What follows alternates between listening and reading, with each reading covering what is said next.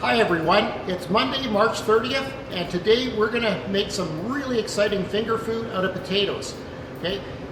We're stuck inside, and you know what? Every day's a Saturday. So why not treat your family tonight to some really fun finger food, watch a movie, and just kick back and enjoy. We're gonna do potato skin nachos, and we're also gonna do potato wedges. Potato wedges are a lot like French fries, except they taste way better. So I'm gonna go wash my hands and then we'll get started.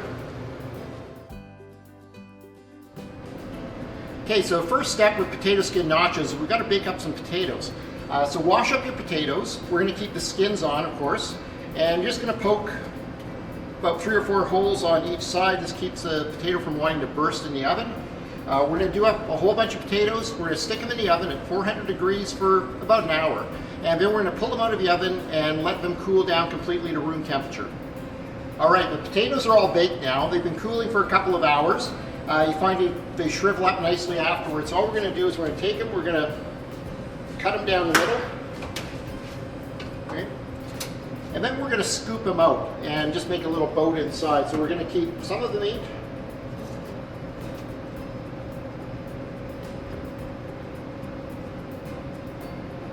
There we go, so you got a hollowed out little potato skin boat. We're keeping the potato meat. We're gonna turn that into a casserole in the next day or two.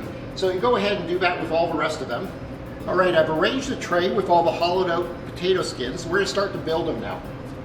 Okay, what I'm gonna do is I'm gonna use a little bit of mozzarella cheese just in the bottom of these, and that's gonna act a little bit like a glue. It's gonna keep and attach all the other goodies we're going to put inside to the potato skins themselves, okay? Let's do that. And now I've ground up and cooked up a little bit of ground beef, and if you can see from here, I've crisped it up, so if you're going to do these nachos, if you're going to use any type of meat, just crisp it up really good. It's going to add to the flavoring. We're going to put a little bit of that inside. There we go.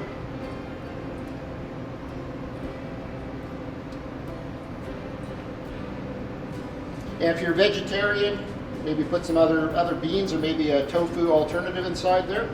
Okay, we got the meat, we got the cheese. I like having a little bit of extra protein inside because a set of nachos like this could actually be a meal for you. So we're gonna put some black beans inside those as well. You could use chickpeas as well or anything that suits your fancy. There we are, perfect. My girls like corn, so I'm going to put a little bit of corn. It'll add some color, add a little bit more veggie inside. So just going to sprinkle some of that on there.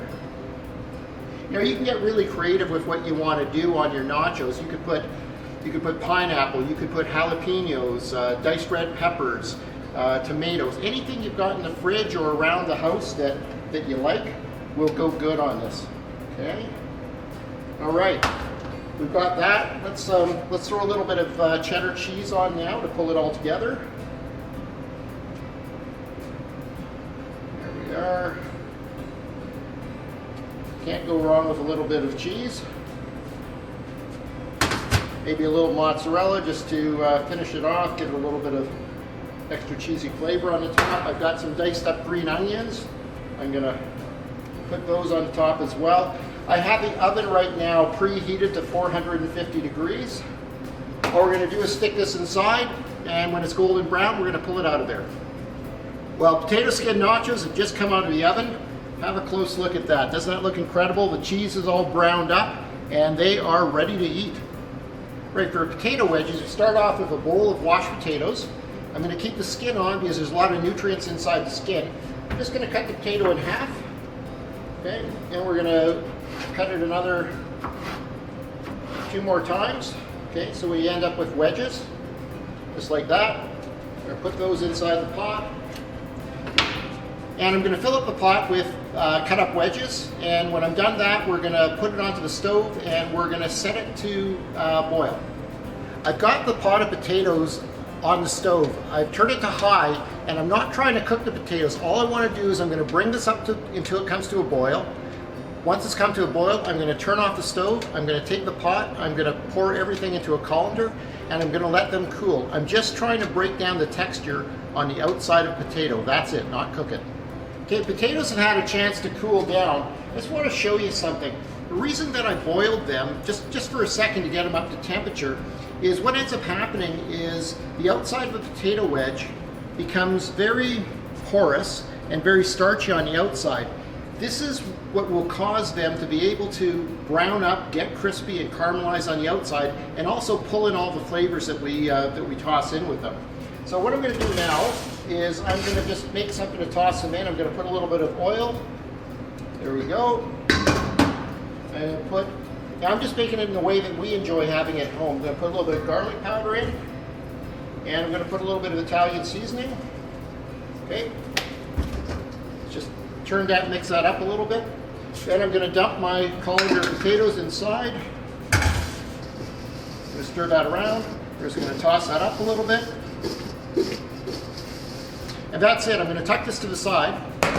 You can make that up the morning before and just let it sit. The more you sit, the more the flavor is going to pull inside. Now, there's other variations, so you can make the wedges taste any way you like. You could have added curry instead and made a nice curry wedges. You could do an Asian flair where you would use sesame oil, a little bit of soy, and grate up a little bit of ginger and toss it. That's absolutely incredible. So it's really up to you. Look for fun stuff within the home. We're going to let that sit for a little bit, then we're going to cook it up. All right, I got the oven sitting at 400 degrees preheating, and now I'm going to lay out the wedges on the baking tray. What I'm going to do is I'm just going to put them so that the skin side is down, and I'm just going to arrange all the rest of them. Okay, the wedges are all arranged on the tray. It's time to put them in the oven and let them get happy. Okay, I pulled out the wedges when they got crispy and brown. They are perfect, ready to eat. We've got our potato skin nachos. Now, if you maybe looked in the fridge, found a few vegetables you could slice up, maybe make a dip if that's something your family enjoys having with this, and I guarantee you, if you make this one evening, you will be an absolute hero to your family. So use what you have in your fridge. Don't run out to get anything else. Just look around, be creative, get the kids involved. So have fun, have a good evening, be safe, and stay healthy. Please click subscribe now for my newest cooking videos. A printable recipe and ingredients list can be found on my blog page. You'll find the link in the video description box. Thank you and have a great day.